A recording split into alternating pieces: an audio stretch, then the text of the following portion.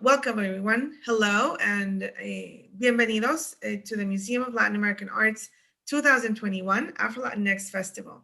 My name is Solimar Salas, and I'm the Vice President for Museum Content and Programming at MOLA. And on behalf of the rest of the staff at the museum, I would like to thank you for joining us today as we learn more about the diversity of Afro Latinx experiences and dive into the history of the African legacy throughout Latin America. Before we begin, I would like to thank the event sponsor that made this 10-day event possible and accessible. Please enjoy this short message from our presenting sponsor, the Port of Long Beach.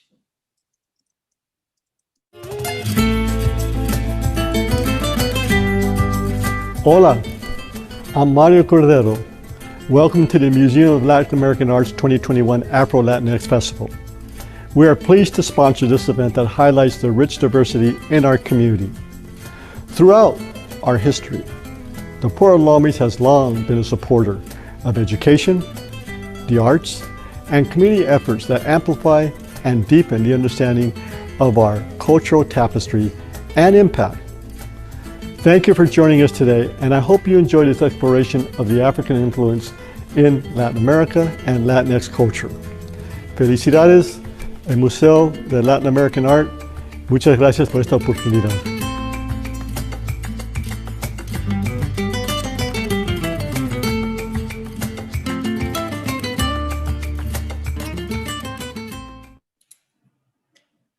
MOLA also receives additional support from the Robert Gumbiner Foundation, the City of Long Beach, and the Arts Council for Long Beach. We are pleased to welcome today's moderator, Omar Itan Martinez. He is the Assistant Division Chief of the Historical Resources of Maryland National Capital Parks and Planning Commission, Natural and Historical Resources Division in Prince George's County Parks and Recreation. Omar leads the Prince George's County Historical Resources, which include historical house museums, an aviation museum, and the Black History Program and archaeological parks.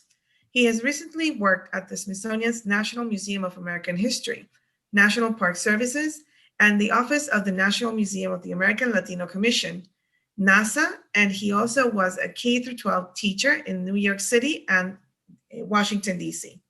He has had a leading role in racial equity organizations like Museums and Race Transformation and Justice, Museum Hue, as well as a part of the museum's site for social action project. His research interests are Afro-Latinx identity in museum exhibitions, diversity and inclusion in museums and cultural institutions, and hip-hop history, culture, and education. Moreover, he has supported public history projects centering Blackness in Puerto Rico. In 2019, Omar was selected to be an American Alliance of Museums Diversity, Equity, Accessibility, Inclusion Senior Fellow, which is dedicated to diversify museum boards and is a gubernatorial appointee at the Maryland Lynching Truth and Reconciliation Commission. In 2020, he was elected to the Board of Directors for the Association of the African American Museums. It is my pleasure to leave you with Omar Itan Martinez and the rest of our amazing panelists. Enjoy this program. Hello, buenas tardes a todos. Thank you so much, Solimar, for that wonderful introduction. I've only been able to accomplish those things because I'm actually 148 years old. No, I'm just kidding. It's been a blessing to be able to be here with everyone. It was a blessing to really be able to talk to Solimar and her staff, people from the African American Cultural Center in Long Beach, and the staff at MOLA, or from Arturo and the others that we got to speak with, and really talk about how we can add a little bit of more nuance to this great, already festive Afro-Latino festival. I just wanted to say that I had the opportunity to really be touched by the narrative of the Young Lords Party probably 7 or 8 years ago, so fairly recent, considering how long they've been around in our public memory. And really started to dig into what they did, not just politically and for the community, but what they represented and stood up for in terms of identity, in particular, Blackness and indigeneity in particular. And so once I started going down this journey, I ran into a few people and I saw a few names. And these are some of the names right here on the panel with me that I was able to encounter and really had the opportunity opportunity and the really just the great experience of meeting earlier on in my investigations around the Young Lords. And so one of the things that I saw was the great exhibition that Dr. Fernandez and Ramirez were a part of, along with many other curators, that happened in 2015 in New York at the Bronx Museum of Art and Museo del Barrio and the Lower East Side Cultural Center. 3 places where the Young Lords in particular had a good imprint and were really working hard in the community. And let me just pause for one moment, and I'm going to definitely lean on Dr. Ramirez and Dr. Fernandez and Dr. Lopez to really expand about who the Young Lords are. But the Young Lords, as it was explained to me in my first entree, was they are the Puerto Rican Black Panther Party. We all know that there's a strong relationship with Dr. Lopez in particular. We'll talk about during his portion. We also know them as starting out in Chicago, but this particular exhibition that I'm speaking of was really focused on the New York City chapter. And I fell in love with both the Chicago chapter and the New York City chapter in terms of what they did, but in particular, the New York City chapter with the Central Committee being filled with African descendant people in the leadership and women, which was both a little bit unexpected for some of us really digging into identity around Afro-Latinidad. And so this is how we got this idea together. We knew that the Afro-Latinx Festival had done a lot of great work around the cultural context, whether it be visual art, performance art, foodways and things like that around Afro-Latinidad. But I thought it'd be really interesting to get a panel together that really talked about the identity politics around Afro-Latinx identity. And for me, constructing Blackness through the Young Lords is something I have been able to do through my investigations. And these are 3 of the scholars and scholar activists that I've been able to really get support from. So I wanted to bring us all together to bring this session to you. And I also wanted to say really quickly, the button on my left shoulder is a gift from Carlos Flores, one of the Young Lords from the Chicago chapter. And so just big shout out to Carlos Flores, who was also able to lend me some of his wisdom during my time of investigation. I hope to go back to him again as I circle back to that great work. So without further ado, what I'm going to do is I'm just going to list these names, and then I'm going to invite them to give some brief presentations about who they are and how the Young Lords have influenced their thinking about Blackness. So the first person that I'm just going to mention really quickly is Dr. Yasmin Ramirez, independent curator. She took part in the curation of Presente, the Young Lords in New York, which was the exhibition I referenced earlier. Then we have Dr. Noel Lopez, who is an anthropologist who wrote his dissertation work on the original Rainbow Coalition, but also does work for the National Park Service. And then we have Dr. Joanna Fernandez, who is a professor, scholar activist, did an exhibition prior to that back in '07 at the UNC, linking the Black Panthers and the Young Lords, and then also did the work here for Presente again in 2015. And so I would like to invite Dr. Yasmin Ramirez first, and then I will pull up your slides, Dr. Ramirez. Hi, buenas tardes, everybody. I'm so glad to be here with you. So Omar asked me to reflect on how I came to know about the Young Lords. And what I can tell you is that I was a child, and I basically heard about the Young Lords through, at the time that I was around 10 or 11 is when the macheteros were doing a lot of activism in New York City. And so in my mind, being a young person, I thought los macheteros came out of the Young Lords. I subsequently found out that that wasn't true. But the most important thing that I came to understand pretty quickly is that the macheteros did actions, but they were a clandestine organization, whereas the Young Lords were in the streets. As I came to see when I started to think about who are these Young Lords, so my first introduction was through photography, this book, Palante, which I think many young people come to in the library as they're seeking to have information about their Puerto Rican identity, and they come across this book, and it's life-changing because it's people who look like us, young people our age who are proud, who did things in the streets, and who continue to teach us, even through photography. And of course, by that time, I was already really interested in curating, even at a young age. I knew I wanted to work in museums. And what brought me to work in museums is that I wanted to be the person who chooses images, what images we remember. I realized when I would look at art books, I was like, who chooses these images? And I was like, I want to be in that position to create books and exhibitions that honor our memory. So the first slide, please. And the first slide is Juan Sanchez. Yes. Who was the creator of one of the collages, works of art in our exhibition, Presente. He created this beautiful collage, Once We Were Warriors, about the Young Lords. The Young Lords has been very, very important, their philosophy in his work.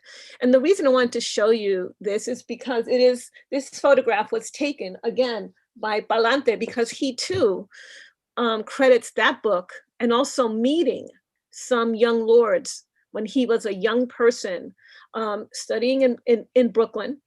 He came across another young man who asked him if he wanted to be in the Lords, and he said he wasn't ready at the time, but he took the Palante newspaper, and he said that was a life-changing newspaper. And he kept a lot of these, and they have become part of the repertoire, the visual imagery that he presents as part of an ongoing series called Reconstructions. Next slide, please. So one of the things that I wanted to suggest in the exhibition is that, yes, the Young Lords are known as as revolutionaries and activists, but the New York Young Lords also had a number of artists, very artistically gifted people. So I often think of that if the Young Lords were here today, they would be a social practice arts collective, perhaps, right? And so I'm thinking about Felipe Luciano, poet and the first Young Lords Party chairman, who was in fact not only a poet, but was in an African-American ensemble of poets called the Last Poets. And you can see there, he's written a lot of amazing poetry, groundbreaking poetry about Afro-Latino identity. Next one. Next slide. Of course, there's Juan Gonzalez, journalist and YLP Minister of Education, and Pablo Guzman, reporter, YLP Minister of Information. And as you can see, particularly in Pablo Yoruba Guzman's photo, in the back is Malcolm X. And so the Young Lords imagery and the photography that they promoted was pro-Afro-Latino identity. And that is very different than the usual leadership that I would see among Puerto Ricans, which was largely white and middle class. And interestingly enough, I talked to my mom, who from the time I was very young, promoted the idea that Puerto Rico should be free. And she's a very proud Afro-Latina. And I asked her, well, mommy, if you believe in all of these ideas, why didn't you ever join the Independence Party in Puerto Rico? And she said, porque todos eran gente blanca. She felt very uncomfortable and out of place in the Puerto Rican left on the island. And that was the first time I really understood that there was a bit of a disconnect between, even among radicals, among the Black radicals and the island-based radicals who were largely white and upper and middle class. Next slide. Of course, there's Pedro Pietri, the YLO poet laureate, I wanted to show him because within the pages of Palante and within the demonstrations that I'm sure Johanna will also tell you, poetry was a very important part of the way that the Young Lords communicated, and the kind of poetry, the beat of that poetry was very much inflected with an Afro Boricua beat. Miguel Algarin, when he talked about the Nuyorican poets and the rise of Nuyorican poets, he said that we speak with a bomba beat in our poetry. And as we all know, the Nuyorican poets style was, was a precursor of rap and hip hop. Very, very important to that story. Next slide. Denise Oliver, African-American, who was the artist and YLP Minister of Economic Development in the Lords. This photograph of her, this is one of her very famous posters, and this photograph was taken by the next person. Next slide. Hiram Maristani. Afro-Boricua photographer, self-taught photographer, mentor to other young photographers in El Barrio, member of the Young Lords, and its official photographer. And what was so important about the Young Lords is that they not only had Afro-Boricua leadership, but they also created and controlled the means of their production. That is so, so important. And here's one of his photographs that has inspired other artists.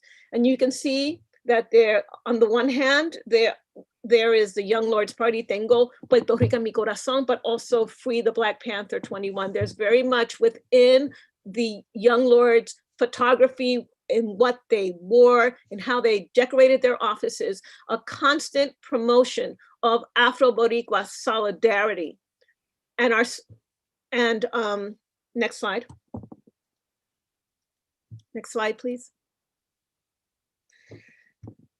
And so this is just a demonstration. I think it's in the Bronx by Maximo Colon. That was the cover and back cover of our catalog. And the Young Lords were, of course, very famous for those demonstrations on the street. But what has also survived, next slide,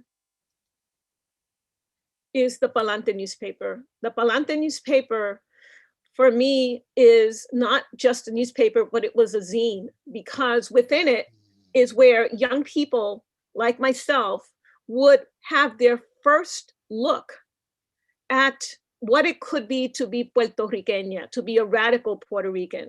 And there's so much to learn within the pages of this and the way that it was laid out. So here we have this wonderful cover where you can see, again, the Afro-Boricua leadership.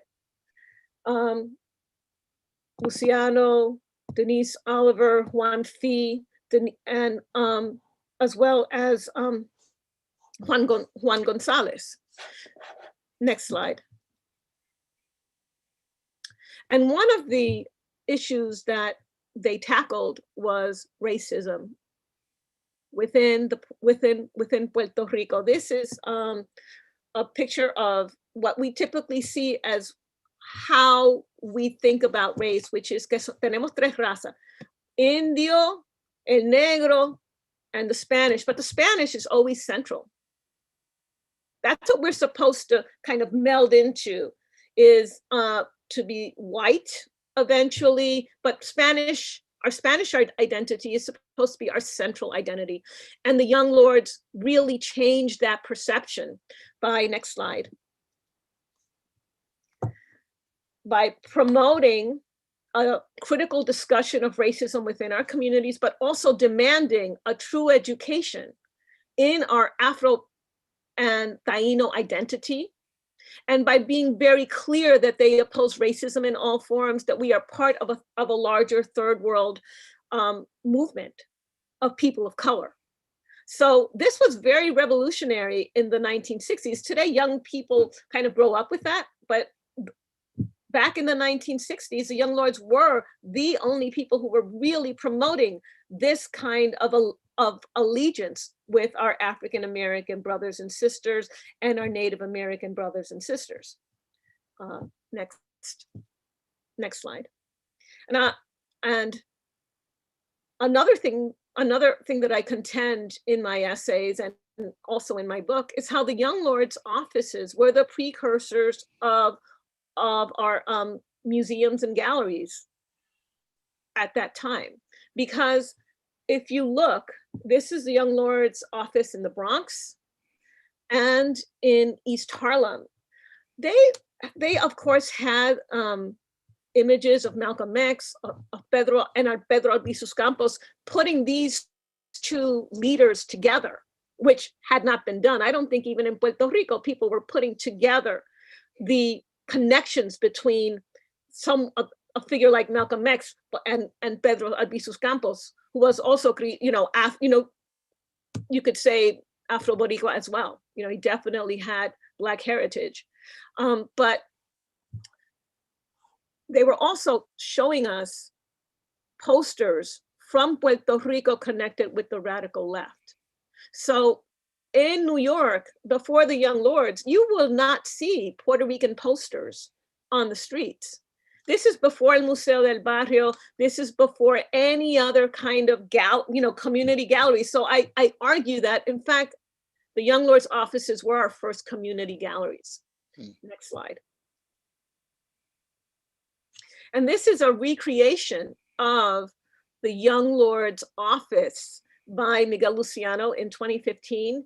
He has worked a lot with Young Lords photographer Hiram Marestani. He's done 2 projects. And what he did in this recreation of the office is, of course, put some of the posters that he saw from the photograph, but also added to it the Black Lives Matter posters, updating the kind of window that maybe the Young Lords today would have produced. And as you can see, it's seamless. It's seamless because this is the kind of imagery that the Young Lords had been promoting all this time and had put in the streets of New York City for all of us to pick up. Pedro and Malcolm, Ferguson is everywhere, free Oscar Lopez Rivera. Next slide. One of the other things that I found in my research is that the Young Lords 13-point program, in fact, inspired the Art Workers Coalition demands. And one of the big demands is that they were asking museums at that time to have galleries for Black and Puerto Rican artists. So Black and Puerto Rican artists joined this organization, this radical organization in the arts. And as a result of both the demonstrations by artists in support of Black and Puerto Rican galleries, as well as the Young Lords' support of the arts, we began to have a lot more support all around and see that art can also be a important part of a political program to change society. It used to be that the artists and the activists were separate, but at this time there was a real unification, and also created a desire among people who supposedly maybe didn't know about art. They began to see that art was very vital to that decolonization process. Next slide. So this is the Black and Puerto Rican art workers demonstration at the Museum of Modern Art, and you see Black and Puerto Rican art must be represented. At that time, artists were in fact demanding that the Museum of Modern Art open a wing dedicated to Pedro Albizu Campos and Martin Luther King, and that would be controlled by the community. Obviously, they did not do that, but what they did support was the creation of places like the Studio Museum in Harlem. And next slide. Taller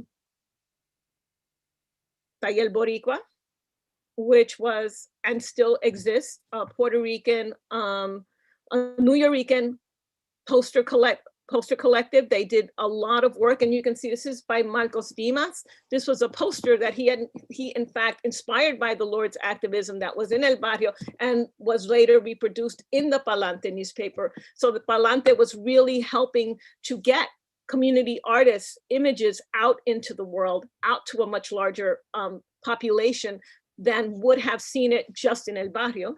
Next slide. This is Rafael Tufino, one of the great artists of the Puerto Rican printmaking movement in Puerto Rico in the 1950s. He came here, he joined Taller Boricua, he created this poster for a demonstration led by the Young Lords on October 30th, which celebrates the Jayuya uprising in 1970.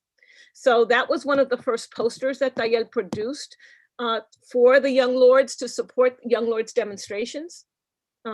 Next slide. And as you can see, it is a very dark Boricua that is represented there. And then Hiram Maristani joined El Museo del Barrio staff.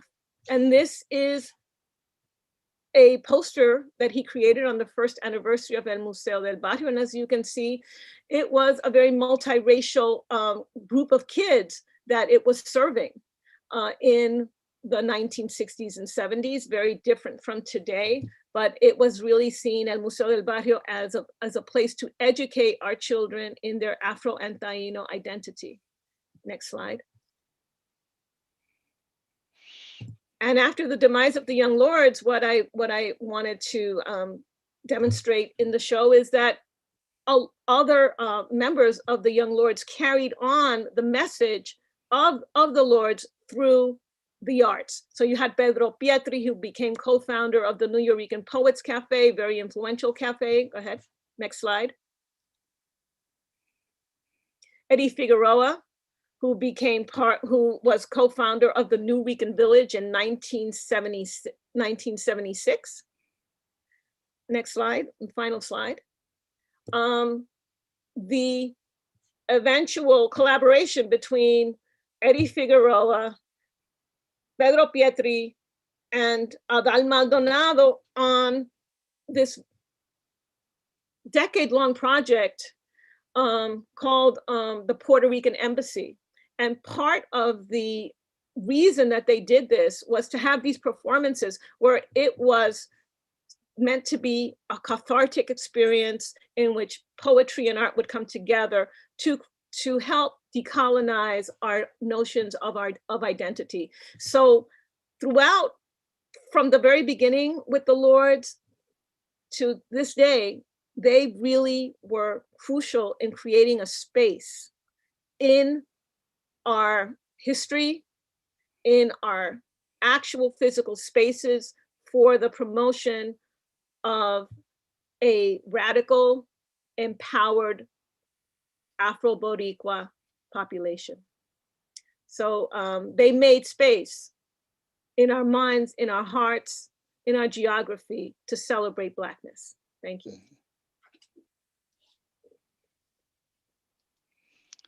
Wow, that was amazing. So many thoughts ran through my mind, but I'm going to save my thoughts for later. But I'll say one thing: I do have my El Passport upstairs. That's all I'm going to say. The next up is we're going to have Dr. Noel Lopez. I know that you have command of your slides, so we look forward to hearing what you have to share.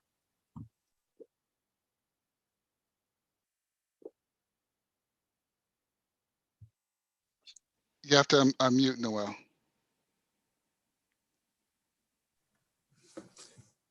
I don't know how many times I've had presentations and conferences and I still forget that mute. My name is Noel Lopez, or Noel Lopez Santisteban. My parents dropped the Santisteban to make it easier for us here in the United States. So just the Lopez is where it ends. I wanted to sort of talk a little bit about, just very briefly, about my own personal introduction to the Lords. And it comes from, to some large part, what's happening here in this photo. This is in Chicago, April 4th, 1969. It's the anniversary of the assassination of Dr. King, the 1-year anniversary. And who we have here is a collection of people, including the Young Lords, the Black Panthers, members of the Young Patriot Organization, and a few members of 2 other groups, including Rising Up Angry in the background, who were all part of something called the original Rainbow Coalition. Now, I'm going to maybe sidestep this question a little bit, because I should point out first that my focus and my dissertation was on this coalition in Chicago, and specifically about the Young Patriots. So my experience of the Lords comes from this sort of multi-ethnic, multiracial coalition that they were part of in Chicago. And on the far right, as you can see, there's two people standing. There's two people, one person standing, one person sitting, and that is. And let me just make sure I pull up the names so that I have them right here in front of me. That is, standing is Alfredo Matias, and sitting is Luis Cuzo. So those are two Young Lord members. This was a coalition that was formed thanks to the Black Panther Party to bring the disparate groups of youth in Chicago together around common political needs, common community needs. And my first experience really with the Lords was very directly with interacting with Chacha Jimenez, who was one of the founding members or the founder of the Chicago branch of the Young Lords. He was very kind, took me under his wing, chatted with me about his history. In fact, I don't think I would have started my research project or for my dissertation had it not been for his kindness and his time that he gave me. What was interesting for me, interacting with the Lords and learning about them, was the realization that this sort of political movement, or the feeling that I was having regarding my personal identity and the identity of the Latinx sort of community, how we sort of think about ourselves, was present back in 68, 69 as well. And so I think oftentimes we get very frozen in thinking that this sort of modern moment that we're in is the first time these questions of identity have come up. But actually, as you start looking back and looking at our elders and looking at our ancestors, you start realizing that the question of identity and the question of how we form a political identity has happened time and time again. And there were these great lessons that, for me personally, I learned and developed as I was doing my research regarding the Young Patriots. And so I realized, as I stood back after I finished my dissertation, that it had a great impact on me rethinking what Latinidad or Latinx identity is, because they really not only struggled with it, but put forth an idea of an identity that was, I think, in the words of Omar, destabilizing, mixing of an indigenous identity and an Afro-Latino identity at the same time. So they were not only a great force at the time, but to this day, they still are influential in the very ways that we view ourselves. Now, I'm about to just put this on now on the next panelist, because I have three sisters and raised by many females in my family, and I've learned when to step aside when there's someone who actually can speak directly on the subject matter better. And I recently watched Dr. Joanna's presentation that she gave at Red Emma's and was completely floored by her work. So I'm going to cede some of my time to her so that she can speak a little bit more about this history. And I will follow up then later at the end with a little bit more of my comments about the interracial coalition that they were able to form. Thank you, Dr. Lopez. We definitely are excited about this work that you have done, and I know that with the PBS documentary that was done by Ray Santiesteban, there's even more attention to it to really teach us about the history of coalition building. The Occupy Democrat was not the first time people built coalition, and there are many, many iterations of this throughout our history. Absolutely. I'd like to talk go ahead, I'm sorry. Oh, I was going to say not only that, but also the conversation around the new movie, Judas and the Black Messiah. This topic is these issues just sometimes just bubble up to the surface.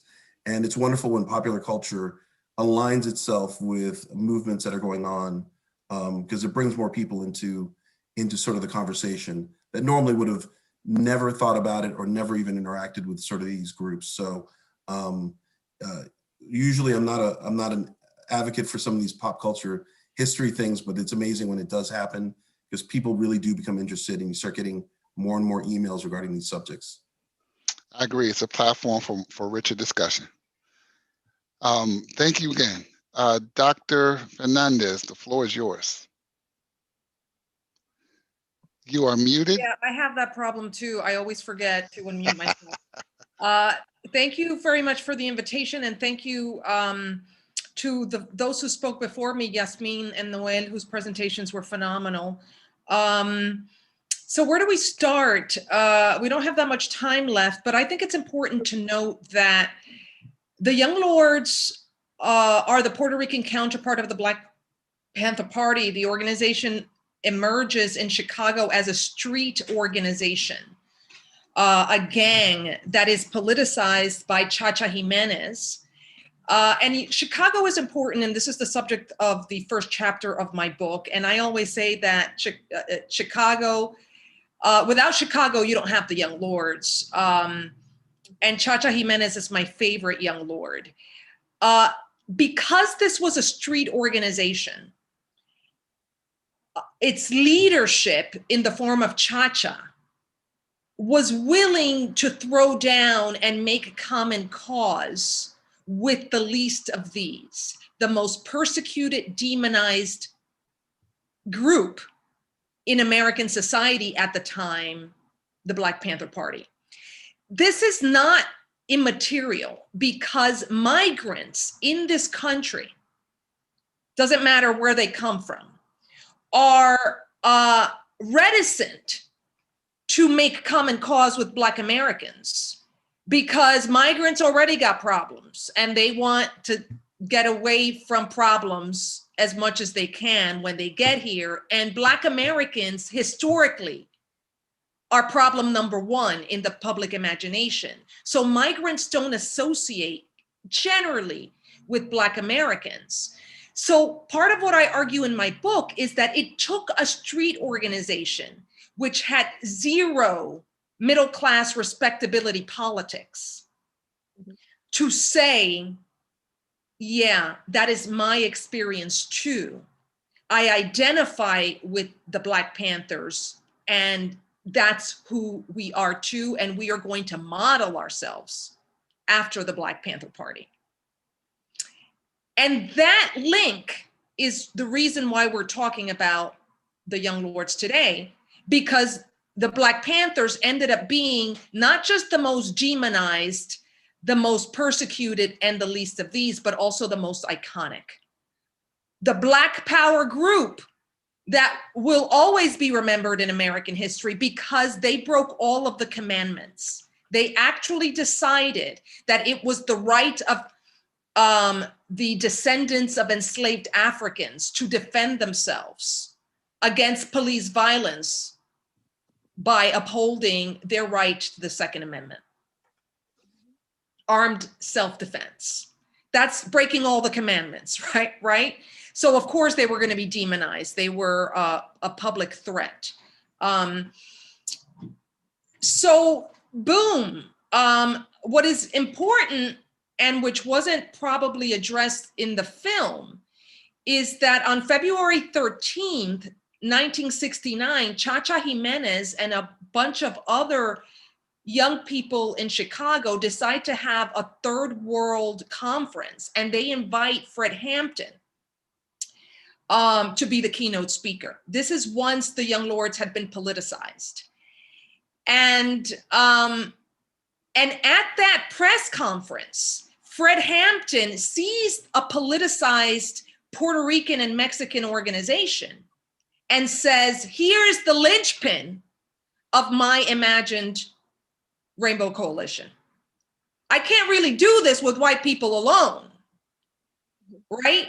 So the Young Lords are pivotal to the formation of the Rainbow Coalition. On February 13th, he formally meets Chacha and other members of the Young Lords, and by February 27th, the anniversary is today of the Rainbow Coalition.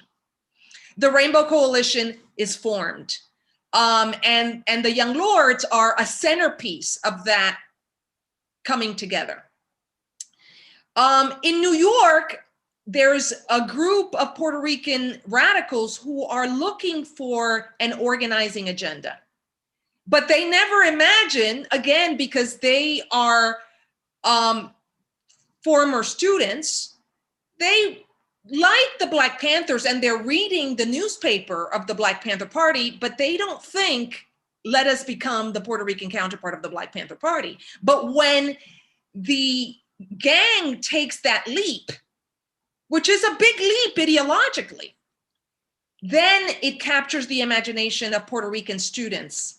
And they travel to Chicago, meet Cha-Cha, and get permission to form a chapter in New York City of the Young Lords Party. Very important to understand that the reason why Puerto Ricans produce this fierce revolutionary organization that makes common cause with Black Americans is because Puerto Ricans migrate into the civil rights and Black power movements. So as migrants, their consciousness is going to be transformed by the most important social movement, arguably, of the 20th century, and its struggle against white supremacy and anti-Black racism. And of course, in New York especially, the people who form the leadership of the organization are overwhelmingly Black Puerto Ricans and other Latino. So of 6 members of the leadership body of the Young Lords, 4 are Afro Puerto Rican or Cuban or Black American.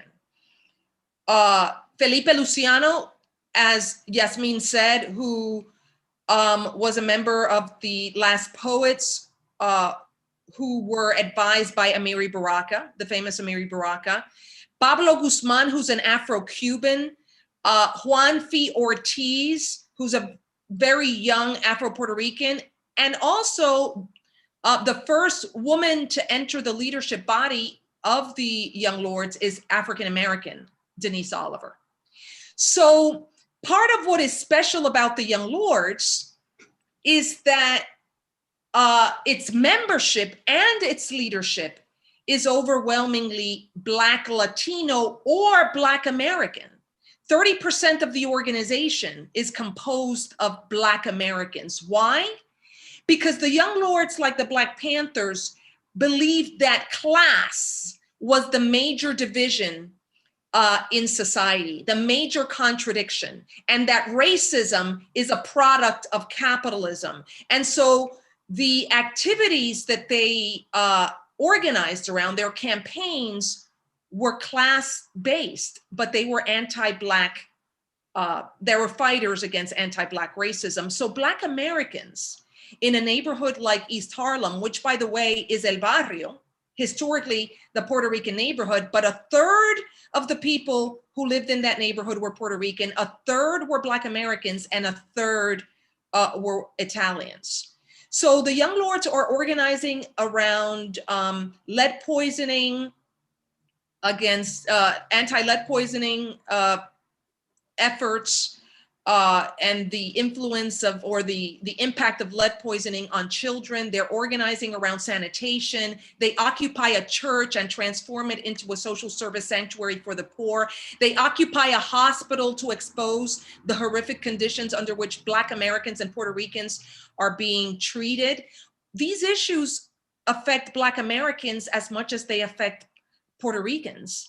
And in this moment, the Young Lords are coming to understand that they are colonial subjects, and that because they are colonial subjects, they share a lot in common with Black Americans in the United States. An enormous amount of solidarity and common cause, which I also argue in the book. Before that solidarity between Puerto Ricans and Black Americans was consolidated politically, it expressed itself in music, right? This is the moment that gives rise to the Boogaloo, which is a combination of Latino sounds and R&B. And people were dancing together, fighting together, but also playing sports together in East Harlem, in the Bronx, and in Harlem, Puerto Ricans and Black Americans.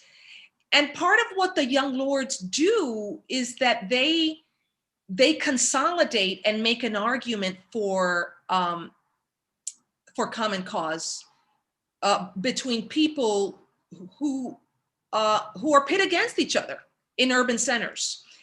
I'll end by saying that what is important about the Young Lords, and I'd like to show a few photographs if you allow me. What's important about the Young Lords is that they create a political space for Black Latinos to find themselves. Because ultimately, Black Latinos are neither here nor there. They're not Black Americans, they're not down, but they're not also always perceived as Latino because they're Black.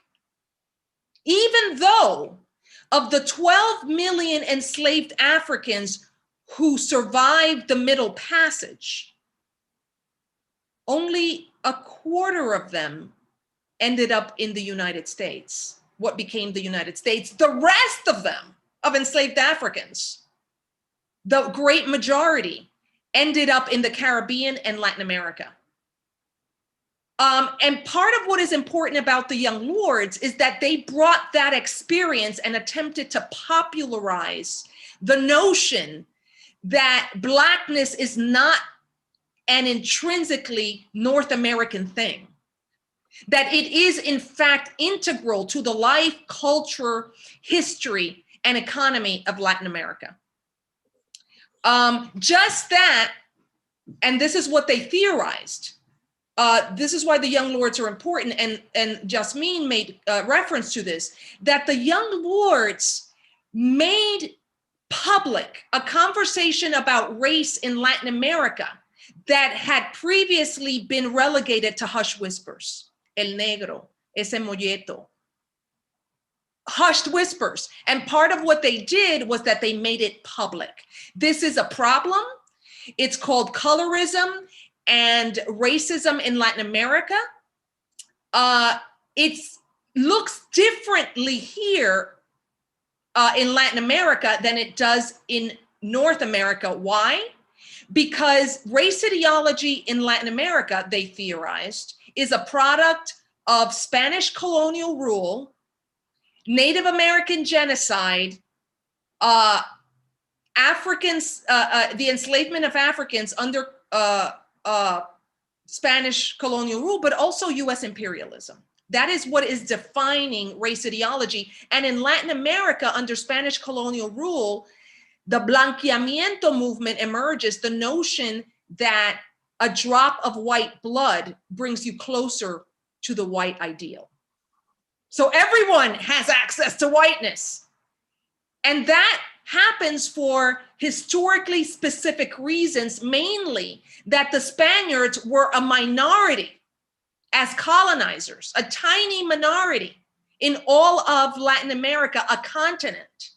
So the Black population and the Native population had to be integrated somehow. In the United States, however, the logic was the opposite, that a drop of Black blood makes you Black. So there's a different racial ideology influencing identity and consciousness that's informing how we understand race in North America.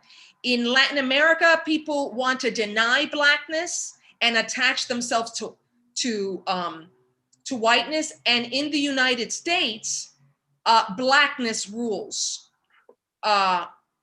because of the one drop rule. And that had a lot to do with the fact that American slavery produced the second wealthiest society humanity had seen, second only to the British Empire. 4 million enslaved Africans in the South produced the second wealthiest society humanity had seen, second only to the British Empire. So that racial ideology, to keep that system of slavery intact, was going to have to be tight.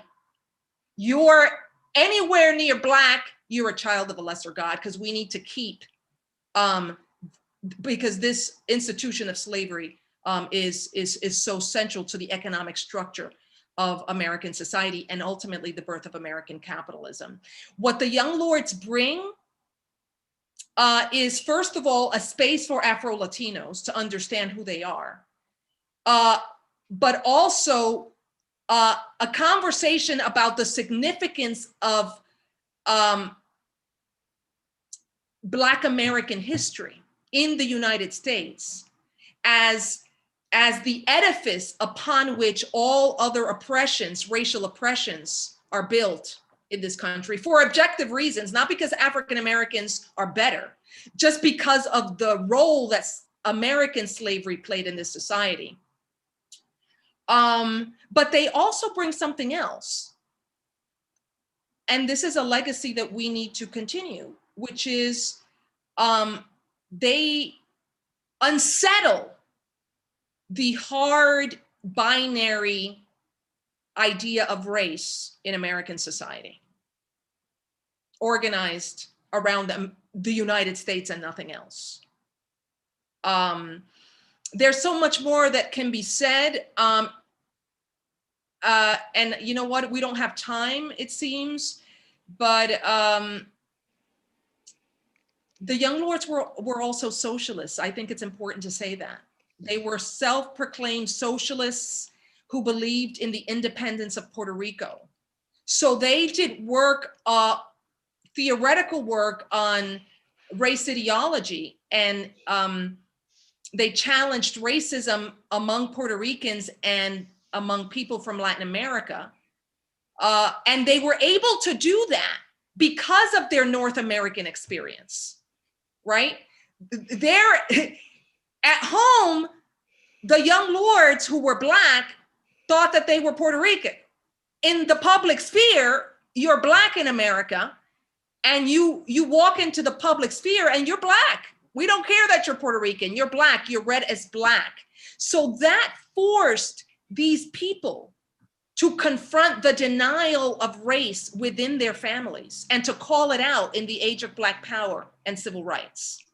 But also to challenge Puerto Ricans. It forced them to challenge Puerto Ricans in the US mainland and in Puerto Rico to address this issue of race. And I think that this is something that Afro-Latinos from all over Latin America who live in the US mainland are challenged to do. It's a very painful process to come face to face with what you've been told is unacceptable Blackness in your household and in Latin America, and embrace it and say, yes, I'm Black and I'm beautiful. That is a very North American phenomenon. And for that reason, I think that Afro-Latinos can potentially play a tremendous role in a conversation about race, both domestically in the United States, but also in Latin America, if we ever go back to our parents' homeland. Wow. Well, the saving grace, I would say, Dr. Fernandez, is we do have 30 minutes. I know originally we were supposed to stop at 5, but we do have till 5:30, so we can dig into some more of all the great things that you have brought up, as well as the other panelists. And we do have one attendee, Domingo Moronta, who has issued a question. Before we get into that question, I do have one question that I do want to pose to you all. And this kind of goes back to an essay that Pablo Yoruba Guzman wrote. And I believe it was originally published in the Palante newspaper. But the first time I read it, I believe, was when it was published with the Afro-Latino Reader back in 2010, 2011. The whole anthology of essays and scholarship and poetry done and edited by Miriam Jimenez Roman and Juan Flores, who both unfortunately are no longer with us. And this is titled, "Before People Called Me a Spick, They Called Me a Nigger." And the title, I read the essay. The essay was powerful. I mean, I just sat on that title for a little while, just because it was it was a simple statement, but it just spoke to my experience tremendously. And so I wanted to see if any of the panelists had a reaction to the title, or if you remember exactly what the essay said. There's something you wanted to react from what Guzman wrote in the essay way back then. Can you see the screen? Yes, I can. I can see it now. Yeah. I'll let others speak, and I'll just, so people can look at some of these photographs. Awesome. Well, let me just say real quick, following up with what Dr. Fernandez said, I think the fascinating or the interesting thing about the political awareness that the Lords developed was that it was grounded in lived experience. It wasn't some sort of theoretical, something outside of oneself. It was based in their lived reality of what they were experiencing either in Chicago or New York. And it was also based in the disjuncture between the way they saw themselves, the way they imagined themselves as, their identity, and then the identity that was both put upon them, and then the way they chose to sort of exist within what it meant to be Puerto Rican or Latinx in the United States. So, it's in Chicago, part of what gave rise to the Lords was just they working around gentrification and rent strikes. I mean, this was very basic on the ground stuff that developed their consciousness and allowed them to connect with other people. And to the title that of the essay, I think it goes to that very experience. It's this disjuncture between the way that we see ourselves, the identity we constructed, and then the way that identity is constructed in America, in the United States, I mean North America. And so that conflict, I think, is a powerful one when you can engage it in the right way and see yourself as a political agent of change. So I think it's a fascinating title. I think it's a fascinating essay as well, and people should seek it out if they can. Dr. Ramirez, do you have any comments? Well, I was more touched, I think, by the poem by Luciano, My Pretty Nigger. Yes. Yeah. And I play that for my students when I've done classes about the young lords, or I've integrated them in my art history class, because that's one of the things that's been so important for me, is that I can use this to make an argument about the young lords as part of art history, as part of the art history of New York, the cultural history of New York, as well as the political history. And so I love to, I think about the effect of that poem for a lot of young people who all of a sudden see themselves as he's reciting, and are just very surprised at how a poem like that could have been written over 40 years ago, 40, 50 years ago. Absolutely. They relate to it. Young people relate to it. No, I'm not surprised at all. I'm going to put that. I'm going to put a link to that poem with Felipe Luciano. He did it for Def Poetry Jam some years ago. Exactly. And it's a tremendous poem. A lot of great poets.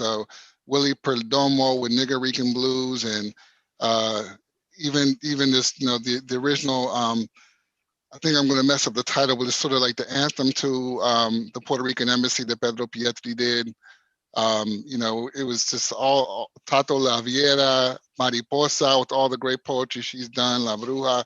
There's a lot of great stuff coming out of it that speaks to identity in a really powerful way. I'm going to give way and try to give voice to some of our great attendees who've been with us. So Domingo asked, did the young lords fall prey to anti-Black sentiment in their later years? And if so, what brought that about? Was it an acceptance of white passing Latinx folks in the general US culture?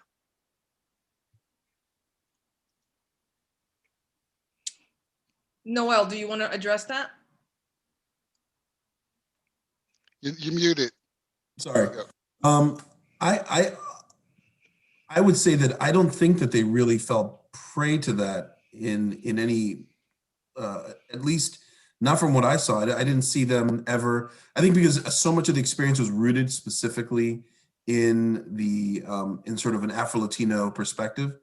I've never encountered really them losing their sight of that. In fact, that was one of the central tenements to their ideology that they had. So, Joanna, do you know of, did you experience any of that? So the issue is something that was referenced by Yasmin. The Young Lords moved to Puerto Rico.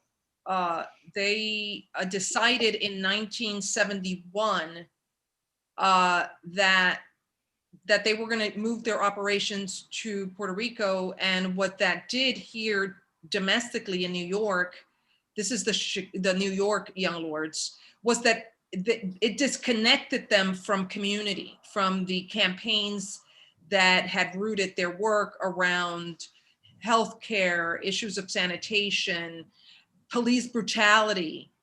And in Puerto Rico, part of what they argued was that the Puerto Rican independence movement was led by a middle class, disproportionately white leadership that in fact disregarded and didn't pay attention to issues of race, gender, and class in the struggle for Puerto Rican independence.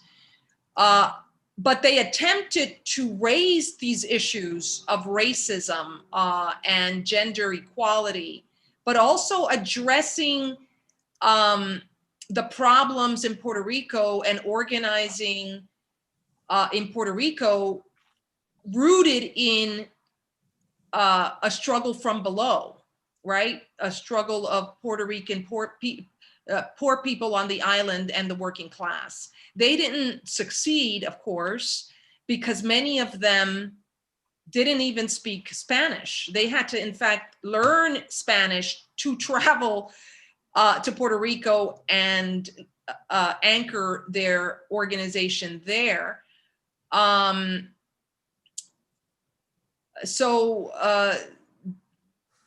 mean, that was a disaster on wheels, and they were also open to government infiltration much more on the island. But no, that wasn't the problem that led to the organization's demise. It was the move to Puerto Rico, a disconnection from the grassroots, and above all, government infiltration. So the Young Lords were infiltrated heavily. There are thousands of COINTELPRO files of the Young Lords, of surveillance records of the Young Lords by the FBI, but also by the police department of New York City and Chicago. I think that period of time, right, we're talking about like 1971 to 1972 becomes a crucial period because it's leading up to a presidential election. And a lot of these groups started forming themselves, not just politically in sort of the small p sense, but politically like in an American political, I'm going to run for office sense.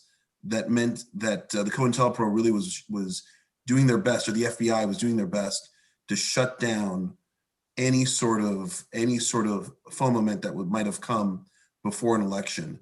And so in Chicago, at least, the FBI and the Chicago police really did their best in that period between 71 and 72 to absolutely decimate the leadership as much as possible, and then also silence as many people as possible. And it was done, as Joanna points out, through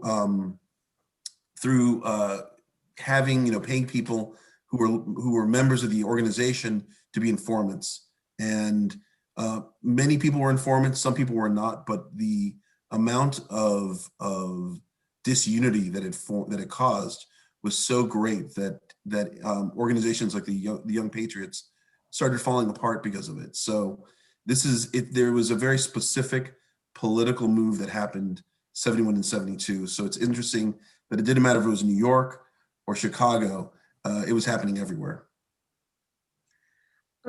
What I can say in terms of the arts is that the work that comes out of the Young Lords, the Afro-Latino aesthetic that's promoted by Nuyorican artists, definitely came under anti-Black sentiment because it wasn't collected. It wasn't collected by it wasn't accepted or collected by the larger public. And, you know, el blancamiento del Museo del Barrio is a case in point of the way that a grassroots organization, in order to make it in this still white dominant art world, basically made it, part of it is through after actually, Marta Moreno Vega has been our only Afro Boricua director. Could you imagine that? 50 years? 50 years. I was the only Afro Latina curator. And I was just adjunct curator. The rest have been white. In el Museo del Barrio? Sí. I mean, you know, they have,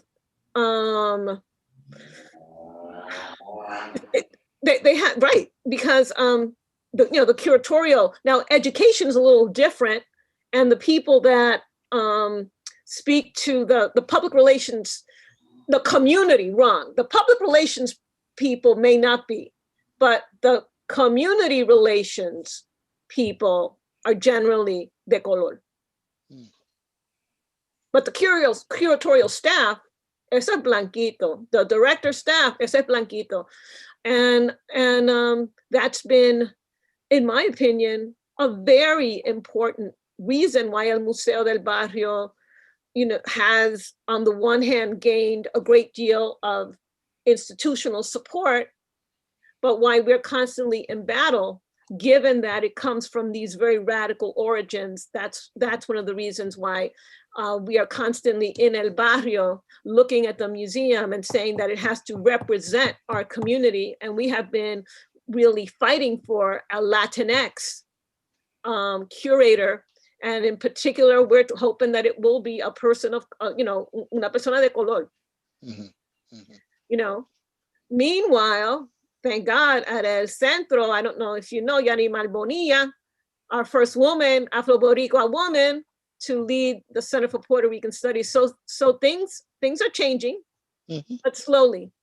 And I would say in the arts, the kind of work that has been done that has these relationships to Afro-Rican culture, Afro-Latinx culture, also are not necessarily accepted by African Americans either. So we gotta get real. We are not embraced. Our work is not necessarily embraced by quote unquote African American institutions. So Afro-Latinx, they get it from both sides culturally at times, even though we have contributed to the larger culture of what is called African American culture. We're right there, right? Well, we know that Arturo Schomburg was part of the Harlem Renaissance, but it's still not really part of the pedagogy to understand Afro-Latinos as part of the American story and specifically integral to the growth of Afro-American culture. But we have been there. I think it's important to emphasize that in New York City, we're on the West Coast, so people probably don't know that the Schomburg Center is a cultural archival institution of Black American life here in New York City, the most important center for Black culture, life, and research. And it's named after an the Afro Puerto Rican Arturo Schomburg. Most people don't even know that Arturo Schomburg is Puerto Rican. I mean, next to the Young Lords, that was one of my most aha moments in doing my own self-discovery growing up, being born in DC, raised in Silver Spring, Maryland, not necessarily the Mecca of Puerto Ricanness. And so when I started to do my own investigations beyond my own lived experience and family, when I discovered that about Arturo Schomburg and about the Young Lords, it just cracked so many things open. And just to know there's so many other people that identify the way that we do or that I do, are being left in the dark like that is really what motivates my work. I would also say that in terms of, art institutions, certainly we have a long way to go.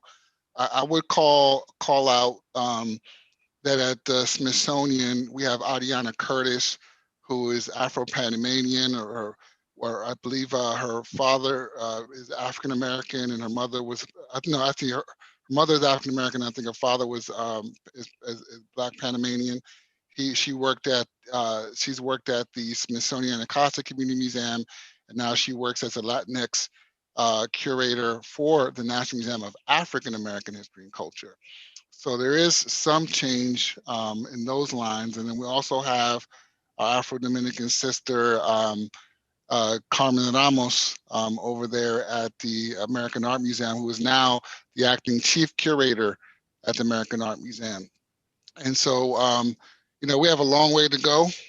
We have a long way to go with that type of representation. But I love and appreciate the fact that Jasmine called out the idea that, this is not just like some push and pull with the Latinx community. This is also push and pull with the African-American community. And we get caught in this sort of this interstitial space and being forced in some context to almost choose as if that was even possible. And so, again, these stories and these constructions of Blackness through the Young Lords, through Schomburg, through many others are really important for all of us to embrace together and really grow together on these issues around diaspora. And understanding also that the Young Lords, I remember talking to Edith Morales, a former member, and she talked a lot about how the Young Lords were internationalists, right, which implies diaspora and the embrace of Blackness across the board, not some type of African Americanism, but actually Africans, writ large. And so I think that's important for us to kind of share with our session today. So we have 9 minutes left. I'm trying to search the chat to see. I know that Domingo, I want to share what Domingo shared in the chat. He says it speaks to this kind of forgotten history because he went to an elementary school in West Harlem named after Don Pedro Albizu Campos, and we never learned about him until after we graduated. And he thinks that, that speaks to how profound this kind of knowledge was prevented from continuing into those later generations. It's these type of silences and erasures impact us and create sort of this intergenerational trauma. And we don't like to always frame it that way, but that's exactly what it is. And so we have to understand that. And as people who work in this field, whether it be the academy, whether it be grassroots activism, whether it be in our cultural and art institutions, we have to be able to stand strong in that. I do have a question for the panelists, and hopefully we can get at least one or two more from the attendees if they can think of some. But the idea, I remember speaking to Hira Maristani, and they had just done some of his photos at the American Art Museum, an exhibition that Carmen Ramos had curated. And one of the things that I was really interested, we started talking about nomenclature, right? And actually Felipe Luciano brought this up to me too one time when I spoke to him. And they were really pushing for the evolution of these, we've been color, we've been Negro, we've been Negrito, we've been all kinds of different things. But they were really pushing for this idea of African Latino, not Afro-Latino, right? African Latino. And so I wanted to see if the panelists had any thoughts about that and how we as Black people from the diaspora continue to grow and evolve in these types of designations. I think it's crucial. I think I'm all for that, because I think that one of the dangers that we have with the Latino identity or the Latinx identity is the possibility of us being segmented off. Our country is and I'm not the person who even came up with this argument, but we're a racial hierarchy in this nation, and we have two extremes, and everyone else is trying to fight their place between those two extremes. And my concern is that by simply using the Latinx frame of reference, we flatten out all these other aspects of our identity, and we lose the opportunity to engage politically in the ways that the Young Lords and the Black Panthers did, across a commonality. And so I think that if we can call out, if we are thoughtful in the language we use, and we can call out our identity in very specific ways, there's great power to that. And it doesn't allow us to be swayed very easily by the political winds that blow. You have any thoughts about that, Joanna? I think what's fascinating about the Young Lords is that they were not during their best years, they were not dogmatic. So the Young Lords, some of them call themselves Black, others of them call themselves Afro Puerto Rican, but the Young Lords also were the first group to publicly embrace the term Latino. However, for the Young Lords, Latino was a position in a society tied to US empire in Latin America. So what it meant to be Latino for the Young Lords was a person whose peoples were driven out of Latin America as a result of US empire and US policy, politically and economically.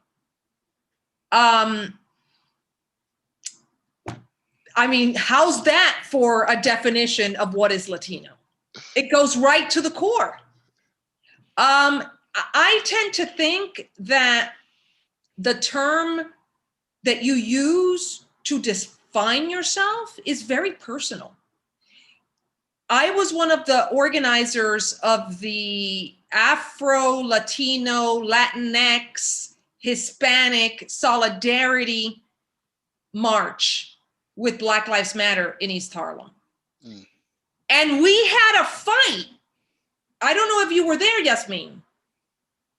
We had a fight about what to call each other. Marta Moreno Vega was like, this is the African diaspora. I'm like, I call myself Black.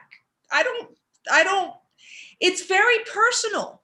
Identity is a very personal, individual experience. It's political, but you come to it from a very personal, individual, emotional. It's emotional. In this country, it's about asserting your humanity as an individual. So, and it is influenced by the moment in which you grow up. In the 1960s, because of the Black Power movement, everyone was like, Black Power, I'm Black. Latino or not, Puerto Rican, Dominican, Colombian, if you can wear your hair in an afro, you're Black. In this moment, because African American in many ways became the language of the academy in the 70s, 80s, and 90s, Latinos call themselves Afro-Latino and Afro-Puerto Rican. I don't have a particular affinity for Afro. I just usually just say I'm Black. And when you get to know me, you know that I'm Latino. But that's a choice that I make. That's a choice that I make for political reasons. Because I'm Dominican, and Dominicans deny their Blackness. So I don't have to qualify my Blackness by saying that I'm Dominican. I'm happy with you just thinking that I'm Black. But in my personal life, my ethnicity is defining, right? It's my culture, it's my language. I just came back from the Dominican Republic. I spent almost 2 months there. And I feel free in the Dominican Republic in way, like my friends see me in the Dominican Republic and they're like, who the fuck are you? Like, we don't know you. That's because in the Dominican Republic, I feel free. I don't have to worry about all this race shit all the fucking time. And we carry it around in this country silently, but it takes a toll. It puts everyone's on edge about it. Whether it's me fighting with African Americans about my blackness, or with Latinos, right? Who often don't know that I'm Latino and say crazy shit about Black people in my presence, assuming that I'm African American. So, you know, it's the religion of America race. And part of what it's amazing about the Young Lords, and I think that this photograph represents it, is that these people are coming together. They're of different shades. And what brings them together is a common higher purpose. And that's the transformation of society. And one of the amazing things about the Young Lords is that the Young Lords were ahead of their time. It was one of the most diverse, multiracial, and multi-ethnic organization of the period, and probably of American history. That's awesome. Wow. Thank you. I'm going to, I know we're at just about at time, but I know that there were some people who raised their hands, and I apologize to our attendees. I didn't see that till recently, but Solimal is going to help us out. And I think she may have one person who she's going to unmute so that they can actually ask their question and we can all hear it together. So Solimal, let us know. Hi, hello, Omar, and thank you. And first of all, thank you to all the panelists. It's been a fascinating a conversation. I will read out Rodney Burton's question, who is one of the raised hands.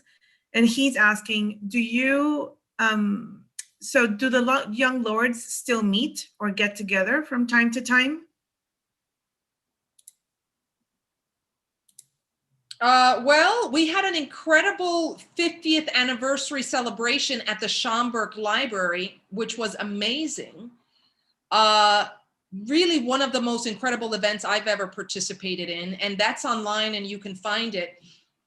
But the Young Lords, like other 60s radicals, were traumatized by government infiltration. And those political wounds wrought of COINTELPRO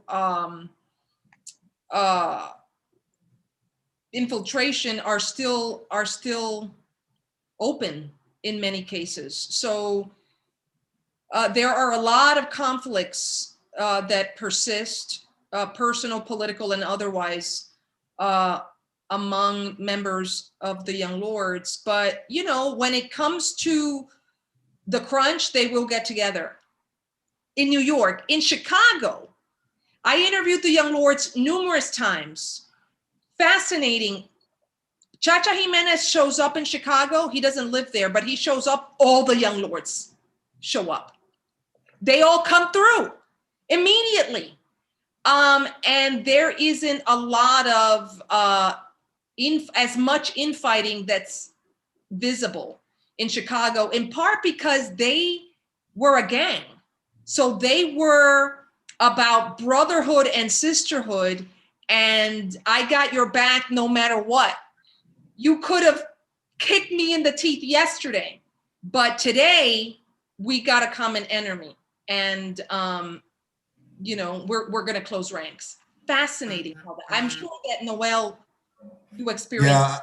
Yeah, I think that that's exactly the sentiment. You know, I think Chacha's up at Grand Valley State, and when he comes down to Chicago, as you said, everyone comes out.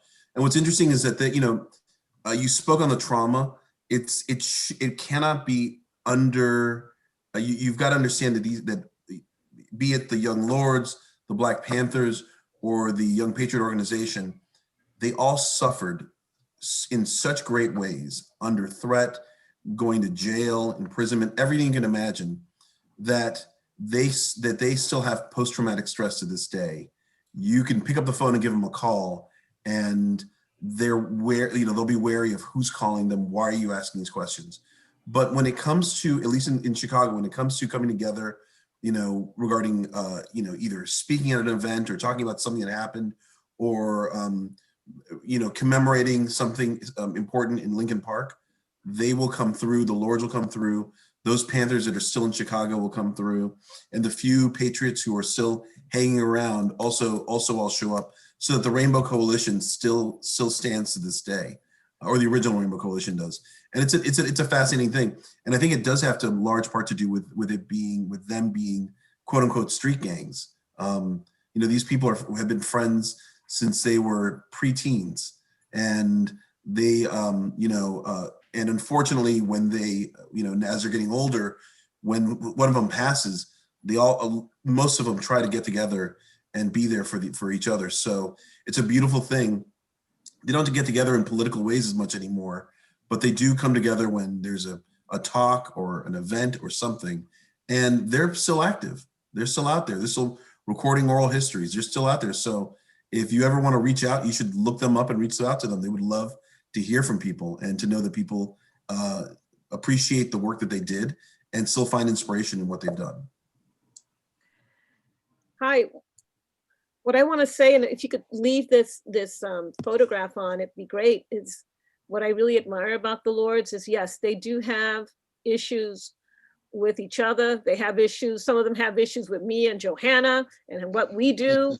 It's not easy, but they are like such phenomenal people who have consistently given back to community. Like right there, there's Iris Morales, made film, lawyer, filmmaker, author of several books, right? Gloria today is an inspiration to her students at Bronx Community College. She has founded this wonderful group for women's empowerment, is a priestess in the Yoruba tradition. And then Minerva. What? Minerva Soya. Minerva, right? Minerva is works in the nurses union, right? Johanna? Yeah, and she's out at every Black Lives Matter protest. Like, of all the young lords, Minerva is in the streets every day. That's right. That's right. And they all came together for Maria. Remember that, Johanna? Yeah. They were there working when the hurricane hit. And then Denise is not in great health, but she's still teaching. And if you ask her, Mira, can you do this? Denise will do it if she can. So these are people who come through. They have come through from the community from the time that the Lords was founded. Despite all this trauma, they have stood with our community and have enriched it decade after decade. And I really respect this group of people because they walked the walk, they created space, and they have mentored many young organizers throughout in New York City and in Puerto Rico. So, phenomenal people. They'll also call you out on anything. So it's, they will put you in your place when it needs to happen, which is part of the reason why when I began this, I thought, you know what, I'm gonna tread lightly because, they will call you out and they'll say, you know what, you're misrepresenting me here, or you're taking this in the wrong way. And I appreciate that. I appreciate that they're concerned with the way that their story is told, because it's their story, it's not ours. And they have the full right to just let us know what they think. This was the first time that the women of the Young Lords came together. This was part of the exhibit to talk about their experience as Young Lords. It was an incredible event, sold out, people turned away. And I'll just say that the reason why it took me so long to write this book was because I knew I had to come correct with the history of the Young Lords. Mm-hmm. They hold us all to very high standards. And it's a reflection of the incredible history they made. Like the Young Lords are the first group to are credited with writing the first patient bill of rights, drafting the first patient bill of rights. Something we take for granted today that is in every hospital. Mm-hmm. They are credited with the passage of anti-lead poisoning legislation in New York City, their activism. You know, the Black Panthers and the Young Lords and their breakfast programs were the precursors of the school breakfast program today. So these were people who were serious, deadly serious about their work and transforming society.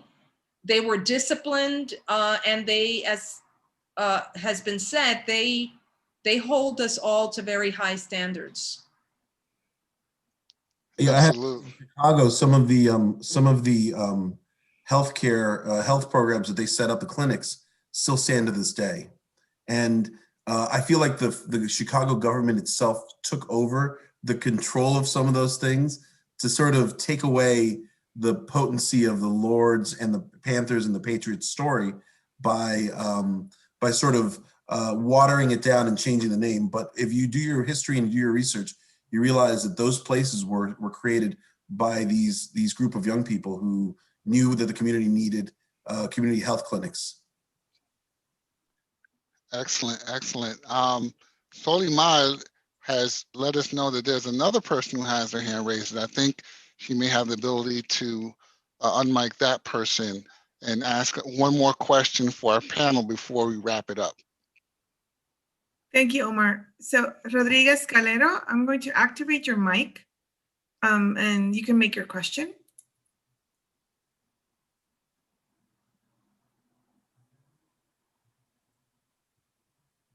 So you can unmute if you want to make your question. You will be the last question of the session. So if anybody else has any questions, this is the time. Wow.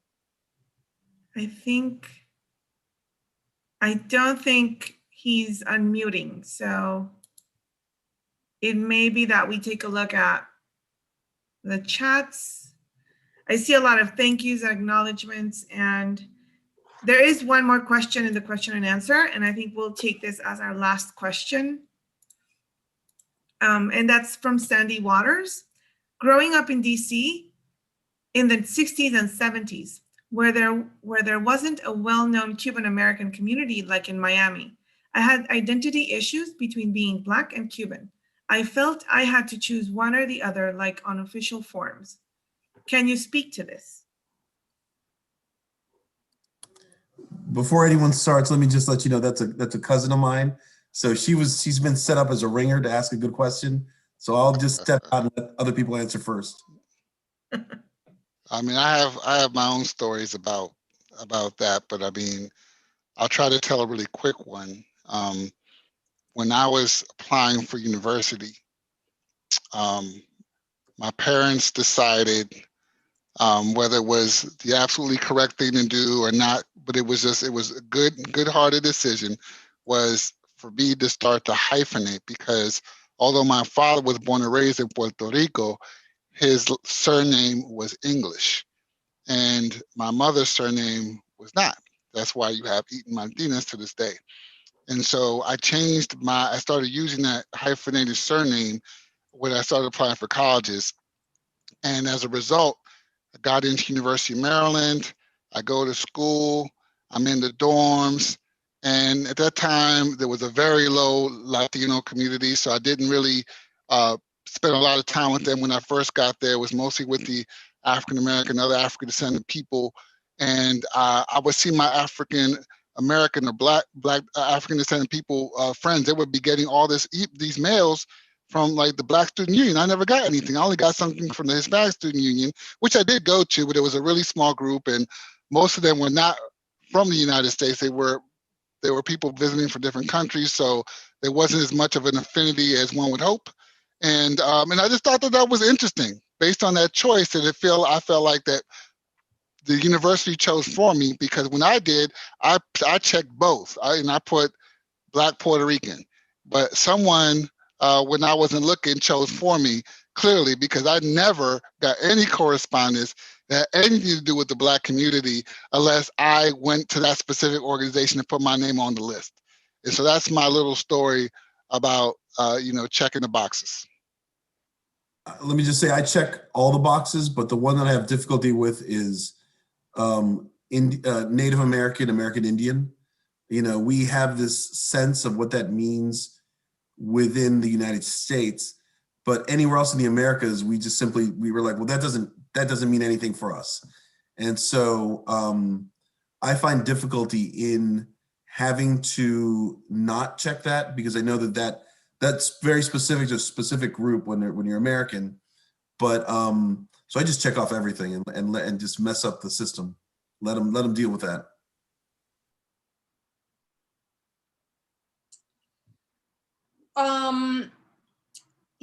It's a very painful journey. For me, because there's so much denial of Blackness among Latinos and Dominicans, it took all of my college education for me to stop relaxing my hair, for example, to let go of the relaxer and grow my hair natural, which I didn't even know what my natural hair looked like. My mother started relaxing my hair when I was 5 years old. And accepting something that you've been told is bad and ugly is not an easy thing. So for me, it was a very painful journey to embracing Blackness. And we live betwixt and between as Afro Latinos, as Black Latinos in America. Betwixt and between, Latinos live betwixt and between, Mexicans live betwixt. Chacha Jimenez's story, because he's light skinned, is a harrowing story of not feeling like he's here or there because he's a light skinned Puerto Rican. And he was made fun of. And I tell this story in the first chapter of the book. His friends, his Puerto Rican and Mexican friends, would call him Casper the Friendly Ghost. That's painful. And it's ultimately about belonging, right? The issue is about belonging. It's about hating what and who you are. And ultimately, I think that embracing your ethnicity is important because that's what gives us depth, our language, our culture. Even if you don't speak Spanish, the food you eat, the traditions, that exists in Black American culture too. There's a whole culture called Black American, but it's made one-dimensional with this racialization. And I think what we bring to this conversation is an amplification of our ethnicity and culture. The notion that matters, that's what gives depth ultimately to our racial experience. It is that the religion, that which our ancestors bequeathed on us, which is something, ephemeral, immaterial that you can't put your finger on. But, I'm sure Puerto Ricans know a 6th generation Puerto Rican a mile away. It's in how you walk, how you talk, and what you carry in your DNA, ultimately, right? Not racially, but in terms of culture. And that's something that America the United States doesn't recognize, but that's also ultimately part of our humanity. It's that they want to strip from us. Mhm. Mhm. I have a funny story. Can you hear me? Yeah. Yes. That I'm kind of shocked. Just the other day, I was riding my bike, and a city bike, and I'm I'm masked with a hat on, and I'm riding a bike. Un boricua said, applauds me, sigue, sigue, and I was like, wow, I guess the way I ride my bike let this man know. Older man, he just thought it was hilarious. I'm out there riding this bike up the hill, and he's encouraging me. And that's the whole point. We have to encourage each other. This is a story. When we talked the other night about the Young Lords, we said it was a cross between a gang and a mutual aid society. We have to encourage each other right now and form tighter bonds. And tengo Puerto Rico en mi corazón, tengo todos los boricuas en mi corazón, and todos los Afro-Latinx en el corazón. And we got to keep that message of love, because that's one thing that I found about the Young Lords. They talked a lot about loving ourselves, loving our people, loving the world. And that is also, I think, part of being young, that youthfulness, that embrace that you can have when you're young, when those scars haven't been built up. We have to recover that. I see it in my little girl, and I'm very happy to have that opportunity to interact with an 8-year-old right now during these awful times, and think about the world that she's going to inherit and try and make it better. So love. So absolutely amazing. And thank you so much, Dr. Fernandez. When you said that last line, and then Dr. Ramirez mentioned her experience. So I'm from Puerto Rico as well. So in California, there's not that many Puerto Ricans. And yes, you can tell us like a mile away, you can see it. And what I remember every time is La Mancha de Plátano. We all got that plantain stain somewhere. No matter the color you are, but it's in something, the way we move, the way we talk.